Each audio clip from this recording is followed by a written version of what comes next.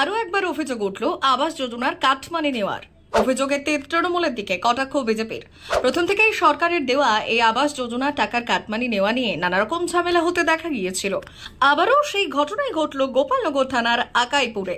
অভিযোগ, আবাস যোজনার টাকার কাটমানি নিয়েছে এক সাইবার ক্যাফের মালিক অনুপম রায় নামে সেই ব্যক্তিকে ইতিমধ্যে গ্রেফতার করেছে পুলিশ। স্থানীয় সূত্রে অভিযোগ, আকাইপুর বাজারে অনলাইনে দোকান থাকা অনুপম রায় আবাস যোজনার আবাসের ঘর প্রাপক নিমাই সরকারের থেকে 20,000 টাকা কাটমানি নেয়। আমার অভিযোগ হয়েছে, আমি মমতা ব্যানার্জির আবর্জনার টাকা আমি আবেদন করে ঘরের টাকা পেয়েছি। পাওয়ার পরে পুরায় এর সাথে যোগাযোগ করে ওই লোক জানাইছি, জানানোর পর ঠিক আছে এই করে আমার থেকে ব্যাংকের থেকে টাকা তুলেছি। ও দেখেছে, দেখার পরে আমাকে বলছে এই টাকা তুলেছেন, আমাকে টাকা দেন। আমি বলছি কিসের টাকা দেবো, কিসের টাকা দেবো? আমি যোগাযোগ করে দিয়েছি। আমি কিরকম যোগাযোগ করে দিয়েছেন? তাই জোরপূর্বক আমার থেকে 20,000 টাকা নিয়ে নিল।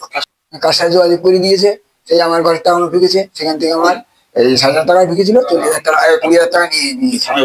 হ্যাঁ, থানায় অভিযোগ করছি। অভিযোগ করার পর আমি সুস্থ বিচার চাই। নিমাই বাবু সাইবার ক্যাফেতে গিয়ে জানতে পারেন তার অ্যাকাউন্টে 60,000 টাকা ঢুকেছে, আর সেটা তোলার পরই কাজ করে দেওয়ার জন্য নিমাই বাবুর থেকে জোর করে 20,000 টাকা নেয় অনুপম রায়। এরপর নিমাই বাবুর অভিযোগের ভিত্তিতে গোপালনগর থানার পুলিশ ওই ব্যক্তিকে গ্রেফতার করে। তারপর বনগাঁ মহকুমা আদালতে তুললে বিচারক 3 দিনের পুলিশ হেফাজতের নির্দেশ দেন। এ বিষয়ে তৃণমূলের বনগাঁ সাংগঠনিক জেলা সভাপতি বিশ্বজিৎ দাস কি বললেন শোনাবো। নিমাই সরকার নামে আকাইপুরের একজন বেনিফিশিয়ারি, মুখ্যমন্ত্রী মমতা বন্দ্যোপাধ্যায়ের বাংলার বাড়ি প্রথম কিস্তির টাকা পেয়েছে। 60,000 টাকা তুলে ব্যাংক থেকে নামার সময় তাকে দাঁড় করিয়ে রেখে বলে আমি সহযোগিতা করেছি, আমাকে 20,000 টাকা দিতে হবে। সেই ব্যক্তি নিমাই সরকারের কাছে 20,000 টাকা নেয় এবং তিনি কি করে বাড়ি করবেন এই নিয়ে খুব চিন্তিত হন, পঞ্চায়েতেও যান। তারপরে আমার কাছে এসে পুরো দুঃখের কথা বলেন যে আমার 20,000 টাকা নিয়েছে, এখন আমি বাড়ি কি করে করব। তারপরে উনি এই কথা এফআইআর ভিত্তিতে থানায় বলেছেন এবং গোপালনগর থানার পুলিশ ওকে গ্রেপ্তারও করেছে।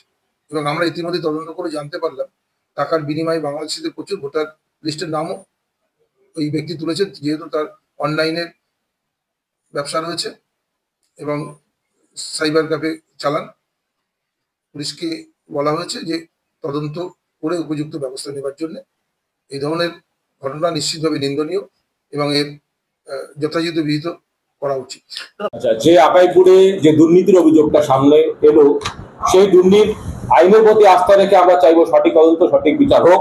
আর দলীয় ভারতীয় জনতা পার্টির পক্ষ থেকে এই জিনিসটা আপনার প্রশাসনের কাছে অনুরোধ রাখবো এবং আপামর যে গ্রামবাসী, আকাইপুরবাসীর যে জনগণের প্রাপ্য টাকা, গরিব মানুষের প্রাপ্য টাকা কিভাবে একজন সাইবার প্রতারকের হাতে গেল এবং তাকে কার যোগসাজশে এই টাকাগুলো তার দ্বারা তোলা হতো এবং কার কার কাছে গেছে তার সঠিক তদন্ত আমরা চাই।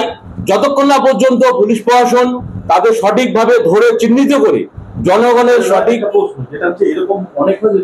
আকাইপুর বাজারে, আকাইপুর পঞ্চায়েত বিশেষ করে এরকম খবর দীর্ঘদিন ধরে আসছে, বিভিন্ন মাধ্যম দিয়ে আমরা জানতে পারতাম, কিন্তু প্রমাণের অপেক্ষায় আমরা কিন্তু জানতে পারি, সঠিকভাবে তদন্ত করতে পারিনি। এবং আজকে যতযোগ্য ভাবে দেখুন এই কাগজটা তৃণমূলের মেম্বাররা অভিযোগ করছে, শাসক দলের অনুগামী যদি শাসক দলের বিরুদ্ধে এলিগেশন আনে তাহলে কত দুর্নীতি চলতে পারে। এই সঠিক তদন্ত চাই। যতক্ষণ না তদন্ত সঠিক না হবে ততক্ষণ কিন্তু আমাদের এই বিজেপির তরফ থেকে এই আন্দোলন চলবে ন্যায় বিচারের দাবিতে। দেখুন, এটা গতকাল ঘটেছে। অপু নামের একজন ব্যক্তি পঞ্চায়েতের পাশে তার একটা জেরক্স বা বিভিন্ন কাগজপত্র তারা জেরক্স করে এবং একটা দোকান তার আছে, সেইখান থেকে তাকে গতকাল গ্রেপ্তার করা হয়। অভিযোগ হচ্ছে যে কিছু মানুষের কাছ থেকে আবাস যোজনা পাইয়ে দেওয়ার নাম করে তাদের কাছ থেকে অর্থ নেওয়া হয় এবং নিমাই সরকার একজন আকাইপুর পঞ্চায়েতের একজন বাসিন্দা। অভিযোগ হচ্ছে তার কাছ থেকেও নাকি এরকম টাকা নেওয়া হয়েছে। যদিও এই ঘটনার পেছনে তৃণমূল মদত আছে বলে দাবি করেছে বিজেপি নেতৃত্বরা। ব্যুরো রিপোর্ট, ভুবন সংবাদ।